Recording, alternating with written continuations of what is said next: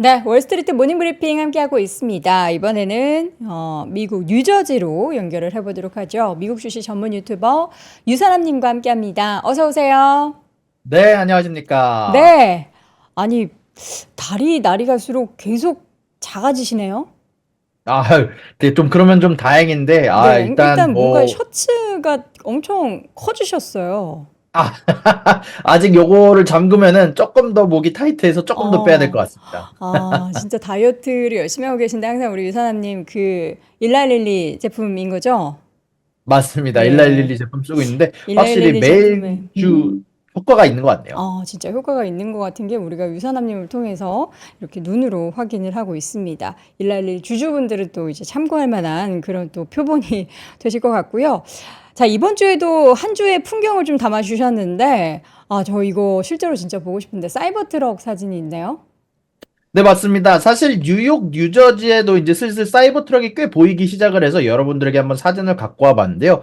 사실 제가 서부에 저저번 주에 갔을 때는 사이버 트럭이 정말 한 거리마다 사이버 트럭이 보였는데 뉴욕, 뉴저지에서는 사실 굉장히 보기가 좀 어려운 편이었거든요. 근데 이게 좀 확실히 좀 많이 늘어가는 것 같습니다. 뉴욕, 뉴저지에서도 이제 슬슬 조금 보기 좀 쉬워졌다라고 해야 되나? 예전보다 보기가 많아졌고, 다만 최근 들어서 이제 사이버 트럭 같은 경우는 저가형 모델 판매를 중단한다라는 얘기를 하기는 했는데, 그럼에도 불구하고 생산 관련해서는 차질 없이 좀 진행이 되고 있는 게 아닌가라고 생각이 좀 드는 부분들이 있었고요. 그리고 이번에 뉴욕에 놀러 간 김에 위워크를 들렸는데요. 네. 사실 위워크 같은 경우는 파산한다라는 이야기가 많았지만, 음. 여전히 굉장히 잘 돌아가더라고요. 그래요? 꼭대기층에서는 이제 올라가면 공짜로 커피를 주고, 이제 음. 공짜로 음료수랑 티를 주고 50달러라는 굉장히 저렴한 가격에 오피스를 즐길 수 있다 보니까 개인적으로 가서 저는 개인적으로 굉장히 만족하는 경험을 했던 것으로 생각이 음. 좀 듭니다. 네.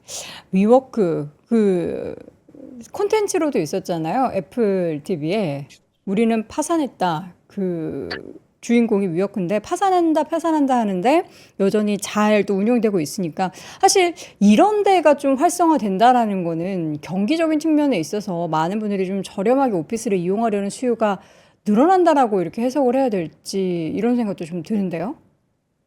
일단은 뭐 확실히 근데 예전보다 예전에 제가 한번 오픈할 때 갔었거든요. 근데 네. 얘네 위워크의 구조가 하루만 쓸 사람들로 구성된 이제 꼭대기층이 있고 그리고 여기에다가 정기적으로 내가 오피스를 빌리고 싶은 사람들을 위한 그들만을 위한 오피스 공간이 있는데요. 제가 갔을 때 그 예약제로 돼 있는 혹은 몇 달, 몇 년간 장기적으로 쓰는 공간들은 많이 텅텅 비어 있는 거는 사실이긴 하더라고요. 저처럼 이제 네. 단기적으로 싼 값에 이용하기 와서 쓰는 사용자들은 늘어나지만 아마 네. 장기적으로 쓰는 사용자들은 전체적으로 재택근무가 활성화되기도 했었고 음. 예전보다는 확실히 좀 줄어든 수치가 좀 보였다라는 게 한번 좀 포인트로 볼 수 있을 것 같습니다. 알겠습니다. 또 세부적으로 내용을 보면은 이제 이용자의 그 장기적인 이용자 수가 좀 감소하고 있다라는 부분을 우리가 또 염두에 둬야 될 것 같습니다. 자, 지난주 주요 키워드 간략하게 좀 정리해 볼까요?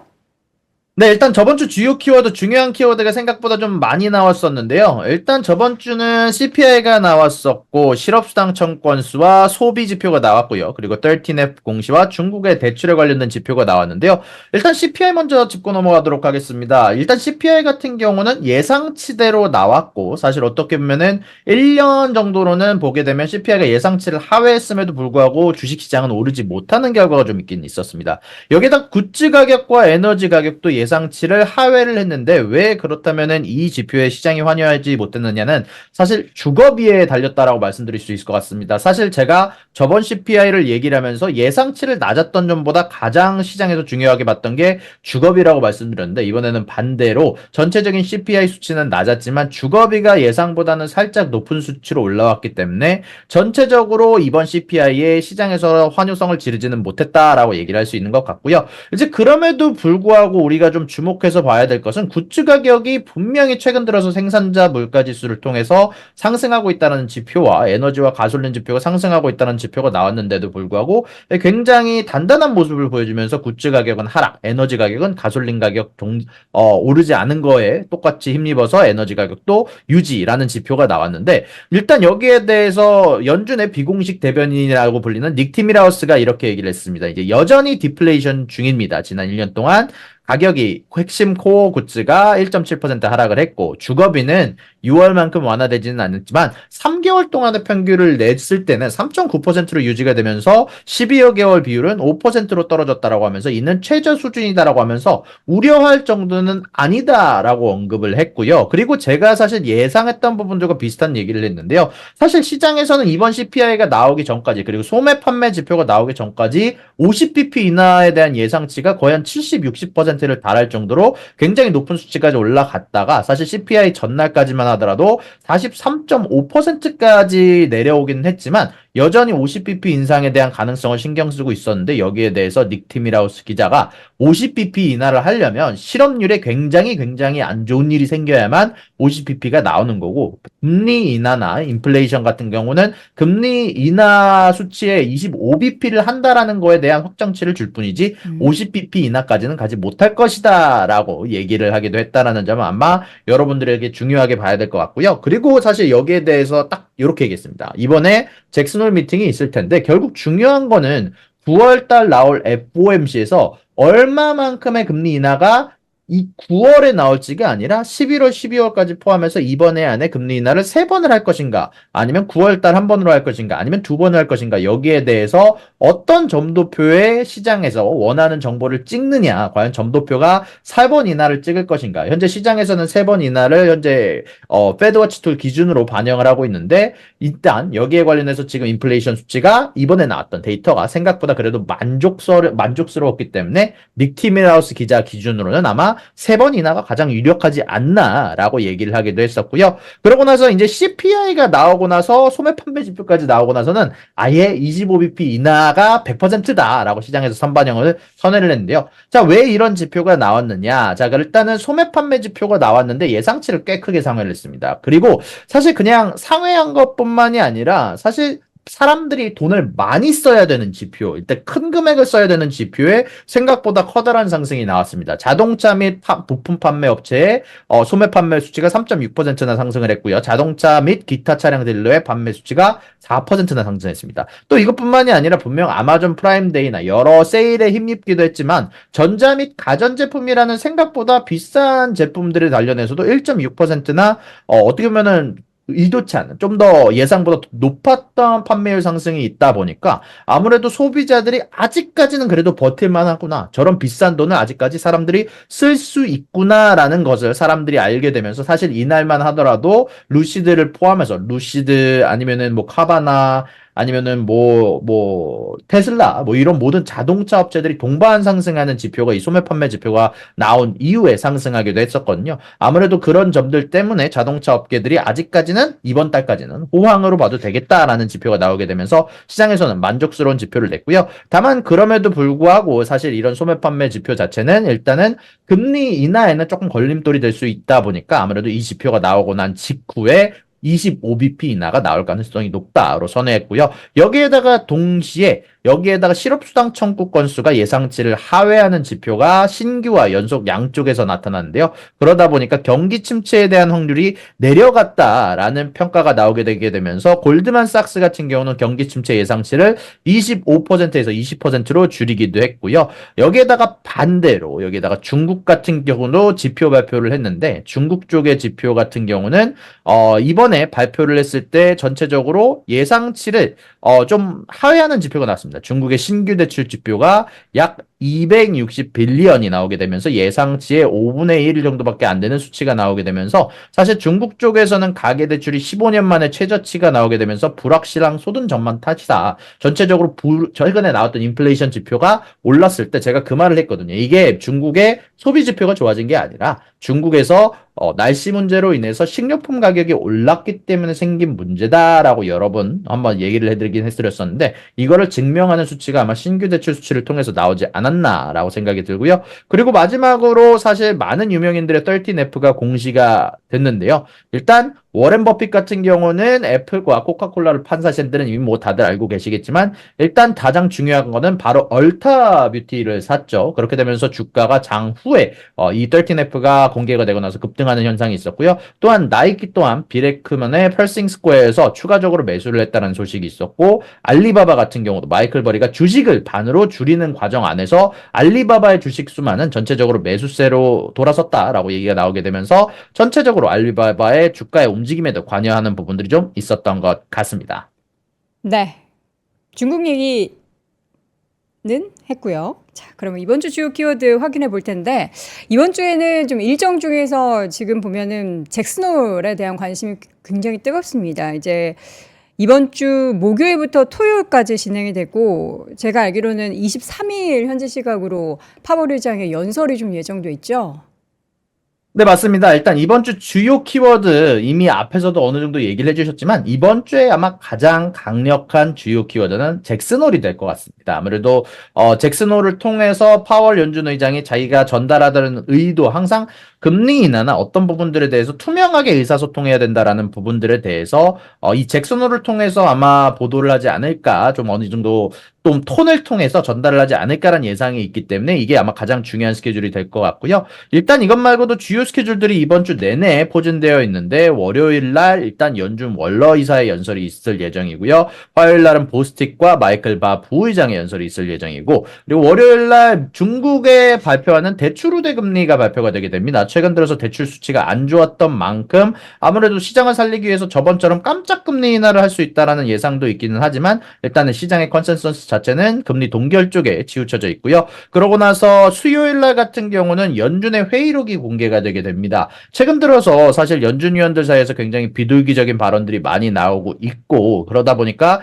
이 회의록 내에서 금리 인하에 대한 발언 얼마만큼 회의가 언급을 했을까 얼마만큼 매파와 비둘기 사이에서 어떤 언쟁이 오갔을까가 아마 시장에서 가장 주목하는 지표가 아닐까라고 생각이 들고요. 그리고 요것 때문에 사실 목요일 날 잭슨홀 미팅이 있는데 그를 바로 이전에 앞서서 실질적으로 어떤 대화가 오갔는지 알 수 있는 하루가 되지 않을까라고 생각이 들고 그리고 목요일 날은 전주에 이어서 저번 주에 이어서 실업수당 청구 건수가 아무래도 중요한 지표가 되지 않을까라고 생각이 들고요. 특히 신규 실업수당 청구 건수 같은 경우는 전월에 비해서 좀 상승할 것으로 예상이 된다라는 지표가 있으면서 전체적으로 어떻게 움직일지가 중요한 지표가 될 것 같습니다. 그리고 금요일 날은 파월 연준 의장의 연설이 예정이 되어 있는데 바로 목요일 날 시작해서 금요일 날까지 이어지는 심포지움에서 아마 가장 커다란 방점을 찍지 않을까라고 생각하는 스케줄들이 이미 이렇게 예정이 되어 있습니다. 네.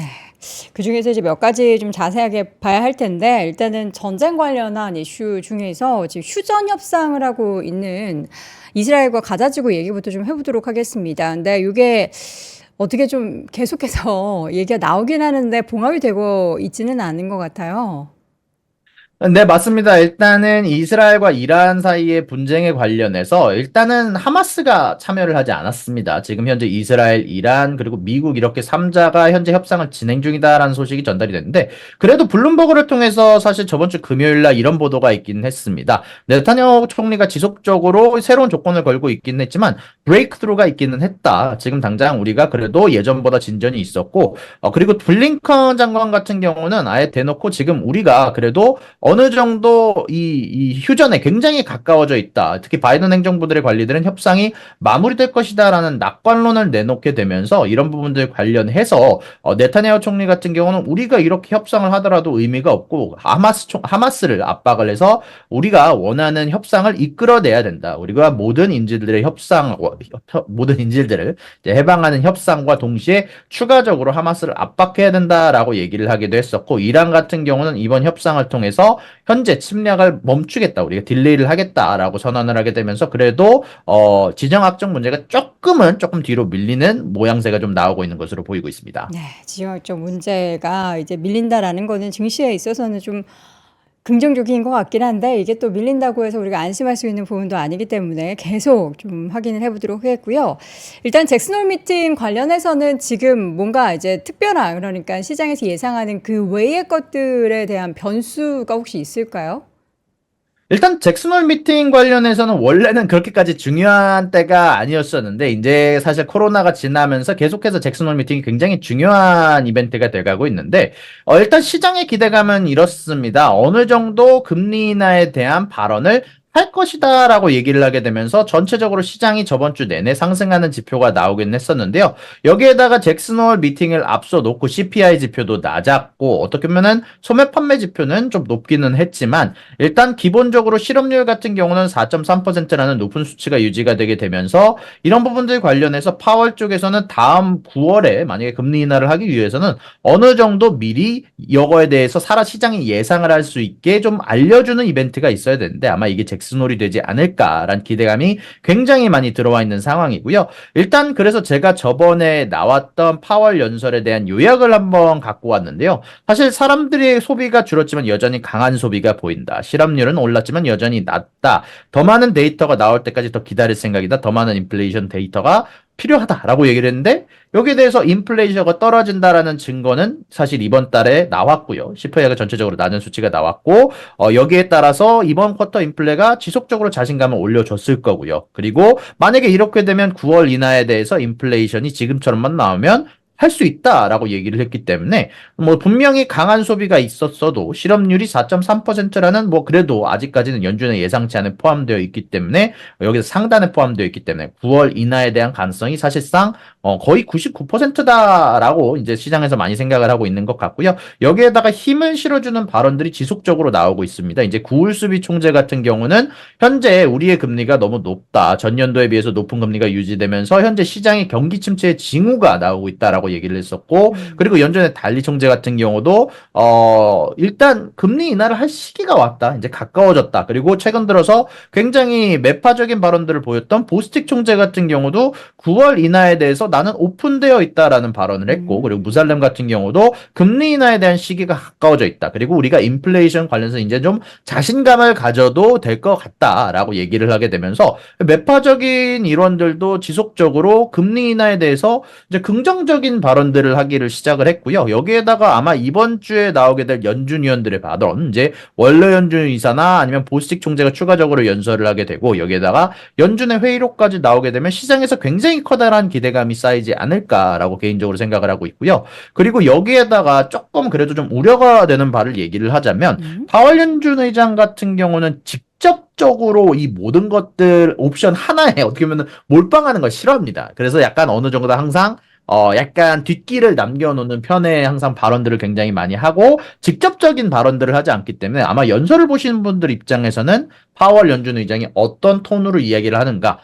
과연 좀 부정적으로 얘기를 하는가, 긍정적으로 얘기를 하는가에 조금 더 신경을 써서 봐야 될 것 같고요. 시장 쪽에서 개인적으로 생각했을 때 너무 금리 인하에 대해서 100% 반영을 하고 있기 때문에 저는 반대로 조금 우려가 되는 부분들은 좀 있는데 물론 저도 사실 9월 인하 확률이 거의 99.9%라고 생각을 하긴 하지만 일단 여기에 대해서 시장에서 만약에 파월이 생각만큼 비둘기적으로 나오지 않는다면 여전히 금리 인상 여전히 금리 동결이 여전히 테이블 위에 있다라는 발언을 할 수도 있다 보니까 이런 옵션을 남겨두는 발언들을 했을 때 시장 쪽에서 좀 실망하는 매물이 나올 수도 있다라는 점은 저뿐만이 아니라 이번에 뭐 블룸버그 애널리스트들이나 아니면 골드만삭스의 애널리스트들 리포트를 읽어봤는데 이런 부분들에 대한 우려가 실질적으로 존재를 한다라고 언급을 하기도 했다 보니까 실질적으로 이렇게 파월이 이번 주 금요일 날 연설을 할 때 톤보 한번 연설의 내용뿐만이 아니라 파월이 어떤 톤으로 얘기를 하는지 과연 옵션을 남겨두려는 톤으로 얘기를 하는지 아니면은 금리 인하에 대한 뭐 힌트를 대놓고 주는지 아마 이것도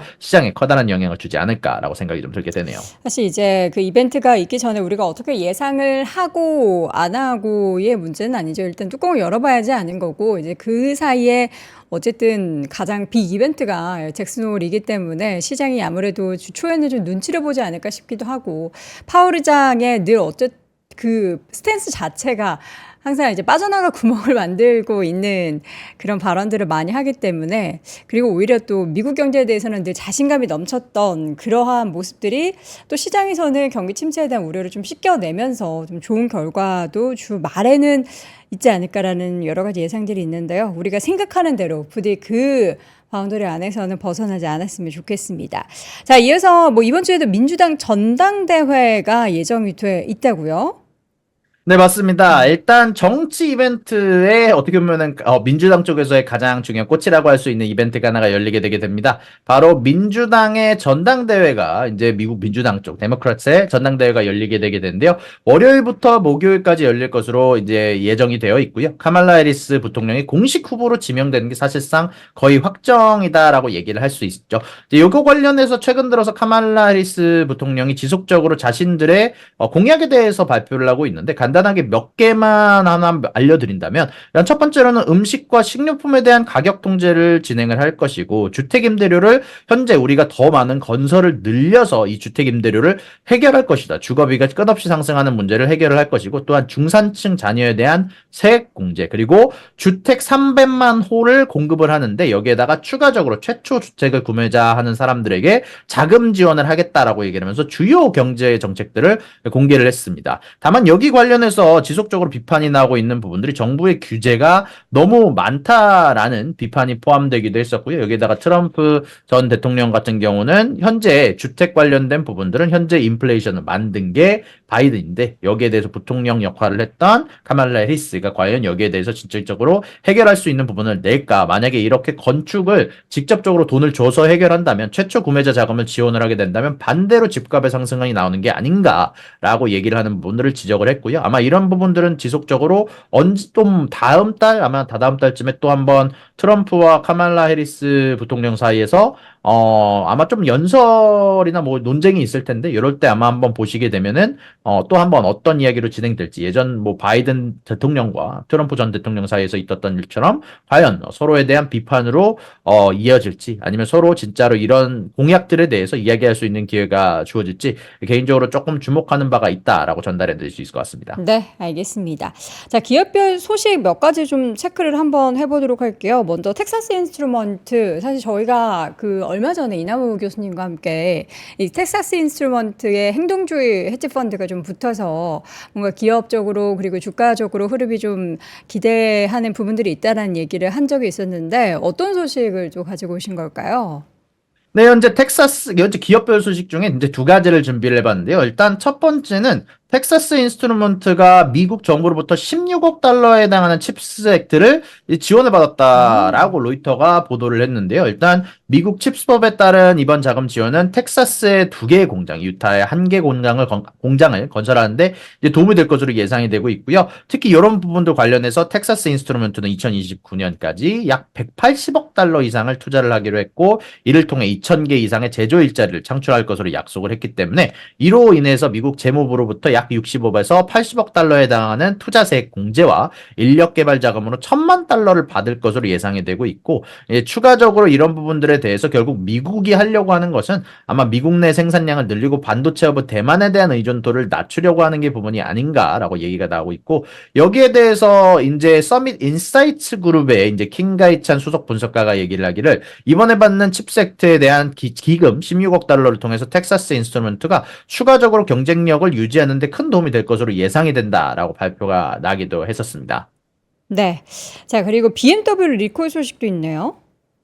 나왔습니다. 일단 BMW 같은 경우는 생각보다 커다란 양의 리콜 계획이 나왔는데요. 이제 BMW사가 중국에서 이번에 타카타 에어백이 잠재적 위험이 있다라고 발표가 되게 되면서 중국에서 총 136만 대에 해당하는 현지 생산 및 수입 자동차를 리콜할 것이다라고 사실 이번 주 금요일 날 보도가 되기도 했었는데요. 이제 보도에 따르면 이제 중국 국가시장 감독 관리국을 통해서 보도가 됐는데 이번 리콜은 2003년부터 2017년까지 생산된 모델에 대한 것이다라고 발표를 했다 보니까 생각보다 커다란 양에 해당하는 자동차가 리콜이 될 것으로 보이고 있고요. 특히 중국 동북부에 본사를 둔 합작회사 BMW 브릴리언스 오토모티브는 중국산 자동차 59만 8천 대를 리콜을 하고요. BMW 차이나 오토모티브는 수입차 75만 9천 대를 리콜을 한다라고 하는데 뭐 요거를 자동차를 전부 다 리콜해서 새로운 자동차를 주는 건 아니고 BMW가 검사 후 결함이 확인된 차량의 경우에만 위험을 제거하기 위해 운전석 프론트 에어백을 무상으로 교체를 해줄 예정이다라고 얘기를 하게 되면서 사실 지난 7월에도 한번 똑같은 이슈가 있었거든요. 이제 미국의 도로교통안전국에서 다카타 에어백 인플레이터가 사실 펴졌을 때 치명적인 부상이 나올 수 있다라면서 그 당시에도 BMW 차량 39만 무한대에 해당하는 리콜 조치가 있었기 때문에 그래도 어느 정도 시장에서는 그래도 이미 예상을 하고 있지 않았을까. 분명히 이번에 리콜을 하는 자동차는 굉장히 많지만 뭐 모든 자동차를 뭐 바꿔주는 것도 아니고 아무래도 에어백만 바꿔주는 것이고 아마 어느 정도 예정이 되어 있는 이슈다 보니까 아마 커다란 하락으로 이어지진 않을까라고 개인적으로 생각을 하게 되는 것 같습니다. 네. 자, 마지막으로는 이번 주 실적 발표 맵을 캘린더를 다시 한번 좀 보도록 하겠습니다. 이제 거의 뭐 막바지 단계에 있어서 이번 주 다른 기업들 기다리는 것도 그렇지만 다음 주 엔비디아 얘기를 또 이번 주 내내 할 것 같기도 해요. 맞습니다. 아마 이번 주 내내 사실 엔비디아의 주가 같은 경우는 아마 크게 변동성을 주지 않을까라고 생각이 좀 들고 있는데 일단 그것과는 별개로 이번 주에도 좀 굉장히 중요한 어닝들이 좀 많습니다. 사실 저번 주 같은 경우는 월마트나 뭐 홈디포의 어닝이 나오게 되면서 좀 여러모로 좀 집중할 부분들이 좀 있었는데 홈디포 같은 경우 사실 이번 로우스에 좀 어떻게 보면 미리 보기 느낌으로 어닝이 나왔는데 사실 잘 안 나왔거든요. 물론 주가는 상승으로 이어졌지만 홈디포 같은 경우는 앞으로 우리가 진행하고 있는 프로젝트들이 이제 사람들이 생각보다 돈을 쓰지 않고 있다. 지금 당장 사람들이 좀 유동성 문제가 있으면서 프로젝트들을 딜레이 시키고 있다. 앞서서도 말씀해 주셨지만 실질적으로 저 같은 경우도 사실 돈이 많이 들어가는 작업들을 좀 뒤로 미루고 있거든요. 원래 사실 미국 내에서 내가 만약에 큰 프로젝트를 진행을 하려고 하면 뭐 예를 들어서 제가 집 뒤에다가 덱을 추가하려고 하거나 아니면은 뭐 콘크리트를 바꾸려고 하면 사실 은행에서 대출을 받을 수가 있습니다. 근데 지금은 이자율이 높거든요. 이제 그러다 보니까 그런 큰 프로젝트들이 뒤로 밀리는 경향이 있고, 그리고 실업률이 사실 어느 정도 올라가고 있잖아요. 네. 뭐 저도 뭐 희생양이 되기도 했지만, 아이고. 이런 부분들이 결국 지금 당장 내가 이런 큰 돈을 투자해서 큰 프로젝트를 할 필요가 없다라고 생각을 하게 되는 것 같아요. 아무래도 특히 돈을 빌려야 되는 부분들의 압박도 있다 보니까, 네. 이런 부분들 때문에 아마 홈디포의 어닝이 좋지 않았고, 로우즈도 아마 같은 맥락으로 다음 분기에 대한 가이던스가 안 좋을 거다라는 예상이 좀 잡혀 있는 상황이고요. 그럼에도 불구하고 사실 홈디포 같은 경우는 저번 주 내내 올랐거든요. 이제 그 이유가 금리나 9월에 하면 나아지겠지라고 이제 시장에서 예상을 하고 있는데 일단 로우즈도 아마 비슷한 맥락으로 진행이 될 수 있지만 로우즈 같은 경우는 이미 홈디포를 통해서 예방 주사를 맞은 느낌으로 아마 어닝이 진행이 되는 거라 실질적으로 어닝이 어떻게 나오게 될지가 아마 중요한 포인트가 될 것 같고 그리고 타겟 같은 경우는 사실 월마트보다는 조금 더 고급형 제품을 판다라고 보시면 되는데 이제 네. 월마트 같은 경우는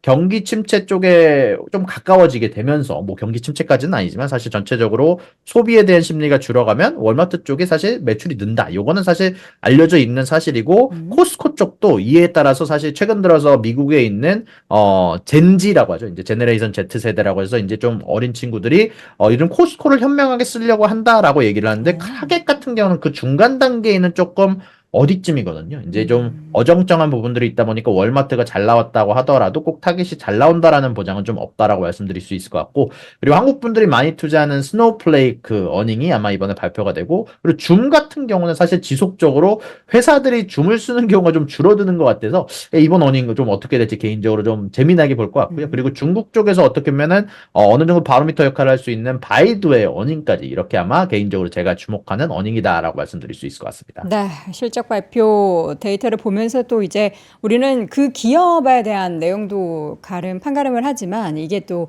경기에 대한 소비 관련한 기업들이 항상 실적 발표하면 경기에 대한 얘기를 많이 하기 때문에 이번 주에는 과연 또 어떤 식으로 해석을 하게 될지 여부도 중요할 것 같습니다. 아니, 미국에 계시니까 뭐 미국 소비 많이 준다 하는데 실제로 우리 유사남님도 궁금하고요. 주변에서 어떻게 좀 다들 좀 어렵다, 좀 쉽지 않다 뭐 이런 이야기들이 좀 많이 들립니까? 일단은 뭐 제 개인적인 이제 얘기를 하자면 일단 저 같은 경우는 이제 그래도 일단 제가 이제 지금 당장 직장을 이제 본 직업을 이제 다 안 다니고 있다 보니까 여기에 관련해서 소비를 줄여야 되는데 사실 앞서서 말씀해 주셨던 것처럼 이제 소비라는 것도 약간 모멘텀이 있다고 해야 될까요? 이제 제가 이미 사놓은 것들에 있고 거기에 대한 인스톨먼트 페이먼트라고 매달 다달이 내는 돈도 있고 그쵸. 여기에다가 내가 지금 여태까지 구독 서비스 최근 들어서 좀 많이 쓰는 게 예전보다 많이 달라진 게 구독 서비스를 많이 쓰거든요. 맞아요. 아마존 같은 경우도 뭐 우리가 살 때 3개월 이상 구독하시면 싸게 줍니다라고 해서 사는 것도 있다 보니까 이런 것들을 일일이 찾아서 중단하는 것도 일이더라고요. 그래서 제가 그걸 안 해놓고 있다 보니까 이번 달은 제가 예상했던 소비를 좀 훌쩍 넘어섰거든요. 분명히 예전보다 덜 썼다라고 생각을 하고 있었는데 아마 그런 부분들이 아직까지는 존재하다 보니까 소매 판매 데이터가 실질적으로 나왔던 것도 예상보다 높게 나온 편이고 네. 그리고 사실 아직까지는 뭐 실업률이 올라갔다라고 얘기를 하지만 지금 당장 막 뭐 신규 실업상청 건수가 많이 늘지 않았던 것처럼 소매 광명 연착륙 쪽으로 좀 더 가까워졌다라는 게 사실 좀 더 맞는 표현인 것 같거든요. 물론 예전보다 힘들어지고 네. 분명 소비에 대한 지표도 줄어들었지만 음. 아직까지 그 우려할 정도는 아니다 보니까 네. 그래도 지금은 소비가 특히 아까 보여드렸던 자료처럼 큰 돈 쓰는 거에 대해서 사람들이 두려워하고 있지는 않습니다. 네. 아까 제가 보여드렸던 자료 한 번 더 보여드리면 사람들이 저번 달에 가장 많이 소비를 늘렸던 쪽이 자동차와 네. 이제 전자제품 쪽입니다. 이제 그렇게 되면 비싼 돈을 쓰는데 아직까지는 주저하지는 않는다라는 얘기겠죠. 그러다 보니까 아마 시장은 좀 더 탄탄하다라고 저는 개인적으로 좀 느끼고 있습니다. 알겠습니다. 또 매주마다 또 미국 현지의 사정을 잘 말씀해 주시는데 오늘은 또 이제 우리 유튜버 우리 유사남님의 개인적인 사정까지 오픈해 주시면서 실제 미국의 경기에 대해서 말씀을 해 주셨습니다. 다음 주에도 이 시간에 함께 해 주시길 바라겠고요. 오늘도 글로벌 인터뷰 미국 주식 전문 유튜버 유사남님과 함께 했습니다. 고맙습니다. 수고하셨습니다. 자, 오늘도 월스트리트 모닝 브리핑 함께 하셨습니다. 자, 제가 여러분께 이벤트가 붙어 있는 또 좋은 세미나 하나 안내해 드리려고 합니다. 그 미국 월배당 관련한 ETF 많이들 투자하실 거고 관심도 많으실 텐데요. 미국 월배당 ETF 완전 정복 세미나를 개최할 예정입니다. 8월 21일 이번 주 수요일 저녁 7시에 열리는데요. 삼성 자산운용 유튜브 채널에서 열립니다. 그냥 뭐 세미나만 하는 게 아니라 우리 시청해 주시는 분들 중에서 이벤트를 참여하시는 분들께 아주 푸짐한 선물도 드리는데 보니까 갤럭시 워치 2분, 배달의 민족 상품권 10분, 또 BBQ 치킨 50분, 베스킨라빈스 아이스크림 100분, 스타벅스 커피 쿠폰 300분 이렇게 정말 많은 또 상품도 드린다라고 하니까요. 세미나도 들으시고 여러분들 상품도 꼭 받아가시길 바랍니다. 자, 그럼 저는 내일 오전 6시에 다시 돌아오겠습니다. 여러분 오늘도 고맙습니다. 박근영, 이선영, 차경인, 염승환 투자 마스터들의 세심한 케어로 건강한 투자 습관을 만드세요. 3프로 멤버십 3프로 앱에서 확인하세요.